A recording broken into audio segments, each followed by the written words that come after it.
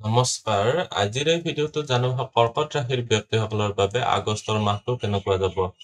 আৰু মূৰ্ধন্য ড এই দুটা আখৰেৰে যিসকল ব্যক্তিৰ নাম আৰম্ভ হয় তেওঁলোকৰ হৈছে কৰ্কট ৰাশি। এই ভিডিঅ'টো চাই যদি ভাল লাগে তেতিয়াহ'লে এই দুটা আখৰেৰে নাম আৰম্ভ হোৱা ব্যক্তিসকলৰ সৈতে ভিডিঅ'টো শ্বেয়াৰ কৰিবলৈ নাপাহৰিব। আজিৰ এই ভিডিঅ'টোত আমি এই সকলোবিলাক দিশ ভালদৰে আলোচনা কৰিম। এই ভিডিঅ'টো শেষলৈকে চাই থাকিব।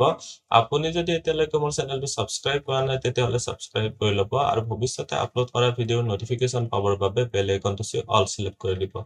প্ৰথমতে জানো আপোনালোকৰ স্বাস্থ্যৰ ক্ষেত্ৰত ৰাশিৰ অধিপতি হৈছে চন্দ্ৰ গ্ৰহটো এটা ফাষ্টেষ্ট মুভিং প্লেনেট হয়। তাৰমানে বহুত সোনকালে 2/4 এক দিনৰ মূৰে এটা ৰাশি সলনি কৰি থাকে।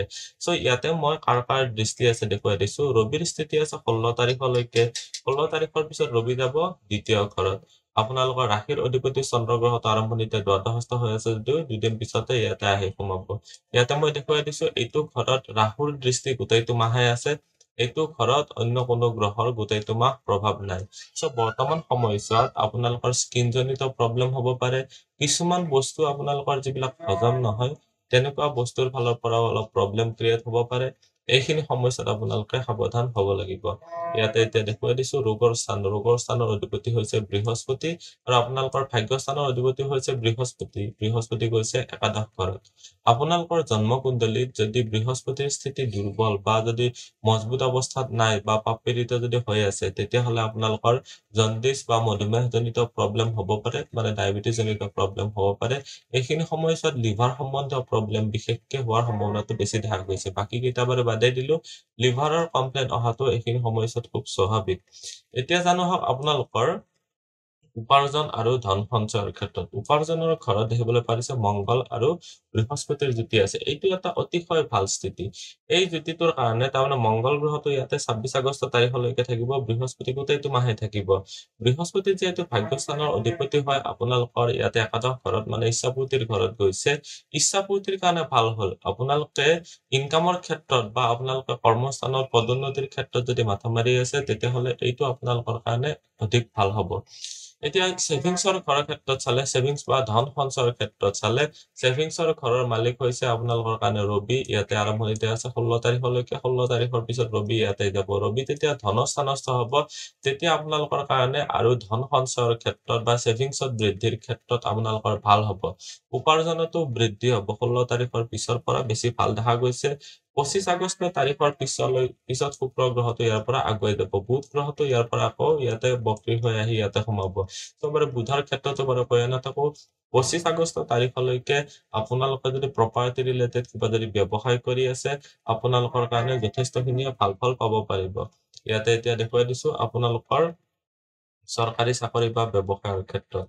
কৰ্মস্থানৰ অধিপতি মংগল গ্ৰহটো আৰম্ভণিতে দেখিবলৈ পাৰিছে ইয়াতে ইচ্ছাপূৰ্তিৰ ঘৰত আছে। মংগল গ্ৰহটো ইয়াতে 26 আগষ্ট তাৰিখলৈকে যিহেতু থাকিব, আপোনালোকৰ ইচ্ছাপূৰ্তিৰ ক্ষেত্ৰত ভাল দেখা গৈছে। আপোনালোকৰ যদি পুলিচ বা ডিফেন্স বিভাগত যদি কাম কৰিব বিচাৰি আছে যথেষ্ট ভাল। এইটো ঘৰত শনি গ্ৰহটোৰো দৃষ্টি আছে। বৰ্তমান সময়ছোৱাত আপোনালোকে চাকৰি প্ৰাপ্তিৰ কাৰণে বেছি ভাল দেখা গৈছে। ব্যৱসায়ৰ তুলনাত চাকৰিৰ ক্ষেত্ৰত অলপ বেছি বেটাৰ। তথাপিও কৈছো যে আপোনালোকৰ ব্যৱসায়ৰ ঘৰৰ মালিকো যিহেতু শনি গ্ৰহটো হয়, যিসকলে ব্যৱসায় কৰি আছে তেওঁলোকৰ কাৰণেও ভাল। বৰ্তমান সময়ছোৱাত আপোনালোকে অধিক ইনকাম কৰিব পাৰিব। মংগল গ্ৰহটো হৈছে আপোনালোকৰ কাৰণে কৰ্মস্থানৰ অধিপতি আৰু যোগকাৰক গ্ৰহ, তাৰমানে আটাইতকৈ পজিটিভ প্লেনেট। যিহেতু ইচ্ছাপূৰ্তিৰ ঘৰত আছে আপোনালোকৰ ইচ্ছাপূৰ্তি হৈ যাব।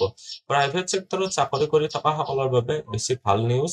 এইখিনি সময়ছোৱাত আপোনালোকৰ প্ৰমোচন বা পদোন্নতিও হৈ যাব। ইয়াতে মই এতিয়া দেখুৱাই দিছো আপোনালোকৰ ভাগ্য, পিতা, ধৰ্ম বা গুৰুজনাৰ ক্ষেত্ৰত। ভাগ্যৰ স্থানত আপোনালোকৰ ৰাহুৰ স্থিতি আছে। ভাগ্যস্থানৰ অধিপতি হৈছে বৃহস্পতি। ইয়াতে আপোনালোকৰ ইচ্ছাপূৰ্তিৰ ঘৰত আছে। বৃহস্পতি গ্ৰহটোৰ স্থিতি যিহেতু আপোনালোকৰ ইচ্ছাপূৰ্তিৰ ঘৰত আছে, ভাগ্যৰ ফালৰ পৰা আপোনালোকে চাপোৰ্ট লাভ কৰিব পাৰিব। নিজৰ পিতা বা গুৰুজনৰ ক্ষেত্ৰতো ভাল দেখা গৈছে। উচ্চ শিক্ষাৰ ক্ষেত্ৰতো আপোনালোকৰ ক্ৰিয়েটিভ ক্ষেত্ৰত যদি জড়িত হৈ আছে তেতিয়াহ'লে আপোনালোকে অধিক সুফল লাভ কৰিবলৈ পাৰিব।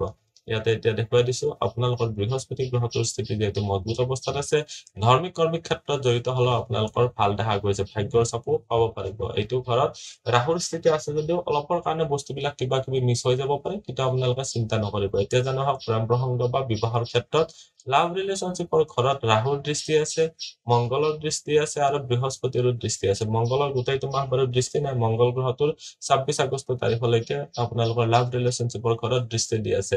বৃহস্পতি আৰু মংগল এই দুটা গ্ৰহই ছোৱালীসকলৰ বাবে হাজবেণ্ডৰ ক্ষেত্ৰত ৰিপ্ৰেজেণ্ট কৰে। ফাৰ্ষ্ট হাজবেণ্ড বা প্ৰথম প্ৰেম বা আপোনালোকৰ লাভ ৰিলেশ্যনশ্বিপৰ ক্ষেত্ৰত মংগল গ্ৰহটো বিশেষ কাৰক।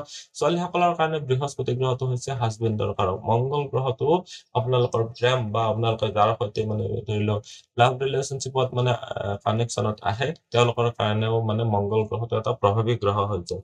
মংগল গ্ৰহটো যিহেতু ইয়াতে থাকিব বহু দিনলৈকে, এইটো মাহৰ শেষলৈকে থাকিব, আপোনালোকৰ প্ৰেম প্ৰসংগৰ কাৰণে ভাল দেখা গৈছে বৃহস্পতিৰ দৃষ্টি।